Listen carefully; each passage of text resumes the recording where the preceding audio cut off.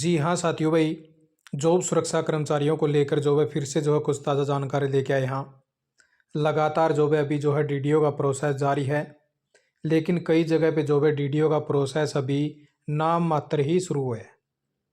और वो सोच रहे हैं कि हम जो है लास्ट के दिनों में जो है प्रोसेस शुरू करांगे, क्योंकि आज जो है लगभग 18 तारीख हो चुकी है। ठीक है, और ये महीना जो है 28 तारीख का है।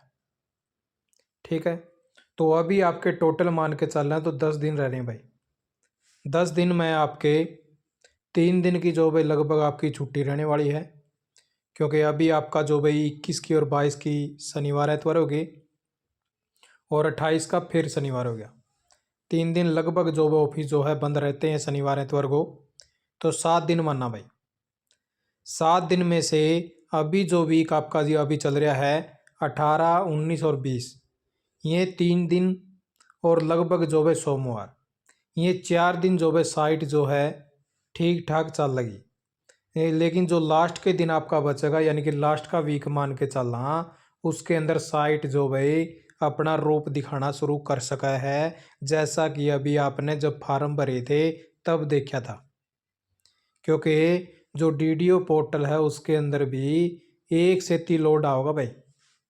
लोड आने की वजह से पोर्टल हैंग भी हो सका है और पोर्टल के अंदर सारे डॉक्यूमेंट भी देखने पड़े हैं कि किस कर्मचारी ने क्या कुछ लगाया है, क्योंकि कर्मचारियों ने अपनी सारी पीडीएफ लगाई हैं। एक एक एक्सप्रेस का भी जो है सारी जो चीज़ें हैं वो ओपन होंगी और वो वेरीफाई भी करनी है।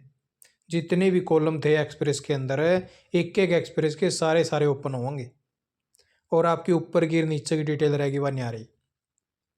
और उस टाइम अगर एक एक कर्मचारी पे भी अगर 4-4, 5-5 घंटे लग गए यार, कोई गलती लग गई तो समस्या आ जाएगी। इसीलिए जो है डीडीओ अपने काम के ऊपर जोर कर दें आज से ही, क्योंकि आज से ज़्यादा दिन नहीं बचे। लगभग भी मान के चला तो 7 दिन बचे हैं। 7 दिन में तो 3 से 4 दिन साइट जो है बिजी रहोगी। अभी 2-3 दिन ही बचे हुए हैं और लगातार जो है बताया भी जा रहा है कि डीडीओ के द्वारा काम जारी है वह, क्योंकि बहुत सारे कर्मचारियों के जो है लगातार फार्म जो है एक्सेप्ट भी हो रहे हैं। क्योंकि डीडीओ जब जो है लास्ट स्टेप के ऊपर पहुंचा है वेरीफाई कर गए तो उसका एक्सेप्ट करने का ऑप्शन आवा है। अगर कोई ऑब्जेक्शन लगाना हुआ है तो वो अपना ऑब्जेक्शन भी जो है लगा पाता है। ठीक है, फिर सबमिट डिसीजन करा है और जो है ऑब्जेक्शन की रीजन भी दे दे कि किस कारण से जो है ऑब्जेक्शन लगाया गया है।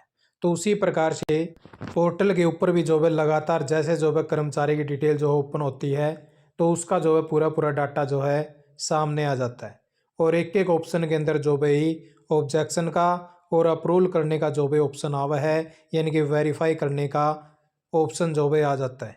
तो एक एक कॉलम के अंदर जो भी इस प्रकार से जो है वेरीफाई करना पड़ा है। सारी आपकी हर कॉलम जो है वेरीफाई करना पड़ेगा। हर कॉलम वेरीफाई करने के बाद में आपका एक्सप्रेस आओगा। एक्सप्रेस आने के बाद में आपका जो एक्सप्रेस होगा उसकी भी सारी जो डिटेल है भाई वो वेरीफाई करी जाओगी। तो इस प्रकार से ये देख लीजिए भाई, लगातार अभी जो आपका प्रोसेस जो है जारी है और अलग अलग से जो है डिपार्टमेंट वाइज, अगर एक डिपार्टमेंट की जो भी ऑप्शन ओपन करा हाँ तो उसके अंदर जितने भी आपने कॉलम फिल करे थे वे सारे जो है वेरीफाई करने पड़े हैं। आपने क्या सैलरी डाली थी, कौन सा डिपार्टमेंट डाला था, क्या पोस्ट डाली थी, कब से ज्वाइन हुए थे, आल कॉलम को जो है वेरीफाई करने के बाद में ही लास्ट स्टेप के अंदर पहुंचा जावे। यानी कि आपके मान लो 8 से 10 एक्सप्रेस हो गए और उनके कितने कॉलम हो गए वो वेरीफाई करने, तो बहुत ही जो है टेढ़ा काम है डीडीओ के द्वारा भी। अभी जो है ज़्यादा दिन नहीं बचे हुए हैं। जल्द से जल्द जो कर्मचारी की डिटेल है उसके ऊपर काम जो है जोर शोरों से शुरू किया जावा है, क्योंकि अभी जो है लास्ट के दिन चले हुए हैं भाई।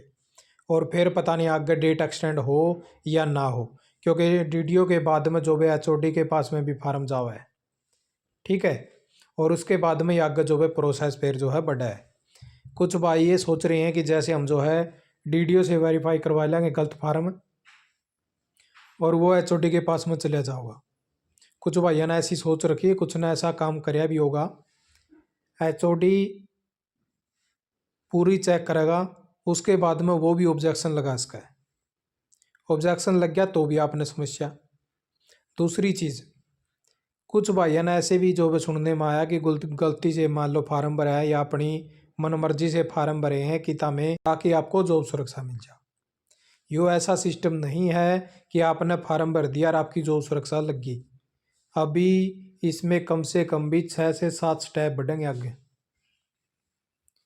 पोस्ट करेक्शन भी होंगी, डिपार्टमेंट वेरीफाई भी करेगा। जो HOD लेवल है वहाँ पे ऑलरेडी आपकी लिस्ट गई हुई भी है डिपार्टमेंटों के द्वारा कि कौन कौन कर्मचारी एलिजिबल था, कौन कौन एलिजिबल नहीं था। इस अपना जो भाई ज़्यादा वो ना रहे, इसलिए आपको समस्या आ सका आने वाले दिनों में। क्यों? क्योंकि अगर अभी आपका फार्म रिजेक्ट हो गया पोर्टल से और मान लो आने वाले दिनों में सरकार ने कुछ अच्छी घोषणा कर दी तो उस टाइम आप फार्म नहीं भर पाओगे, क्योंकि एक बार ही आपका रिजेक्ट हो गया तो दोबारा से आपका ऑप्शन नहीं ओपन होंगे फिर फार्म को भरने के। क्योंकि अभी आपका DDO देखेगा, मान लो DDO से आपने कुछ करवा लिया या DDO ने कुछ गलत वेरीफाई कर दिया तो HOD देखेगा, HOD ने रिजेक्ट मार दिया तो आप आने वाले दिनों में फिर फार्म नहीं भर पाओगे अगर आप एलिजिबल भी हुए तो।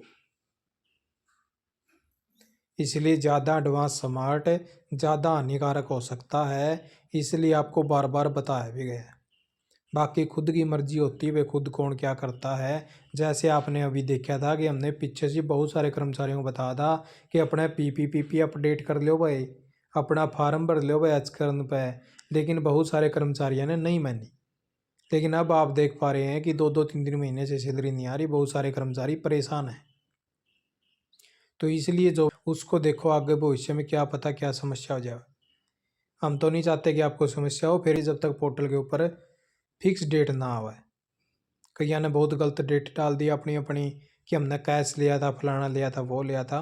चलो ठीक है, उनकी अपनी सरदर्दी है। तो आप लोग जो भाई ये था क्या था कि इस प्रकार से लगातार जो भाई प्रोसेस आपका जारी है और DDO के द्वारा भी आपके जो फार्म है भाई उनको एक्सेप्ट करना है या रिजेक्शन देनी है, क्या कुछ आपकी गलती है। और अगर आपके फार्म के अंदर कुछ भी गलती आपको भी लगा है तो आपको अपने DDO से भी जो बात करनी चाहिए और DDO को बोल देना चाहिए कि अभी जो है ऑब्जेक्शन लगा दिया जाए, जिससे मैं जो है ठीक कर लूँ। और जिसका फार्म ओके है तो उनको भी जो है अपने DDO से बात करनी चाहिए कि हमारे फार्म को आगे भी टोरा जाए। बाकी जो है रिस्पॉन्सिबिलिटी अभी DDO की है, आपकी सरदर्दी ख़त्म हो चुकी है। और आने वाले दिनों में जो भाई लगभग कर्मचारियों के जो फार्म है वो अप्रूवल और रिजेक्शन के मैसेज भी देखने को मिलेंगे। किस किस का फार्म जो है अप्रूवल हो चुका है अपने जो है मैसेज भी कर देना। आपने वीडियो देखा, आपका बहुत बहुत धन्यवाद। जय हिंद, जय भारत, जय हरियाणा। किस किस का फार्म जो है अप्रूवल हो चुका है अपने जो है मैसेज भी कर देना। आपने वीडियो देखा, आपका बहुत बहुत धन्यवाद। जय हिंद, जय भारत, जय हरियाणा।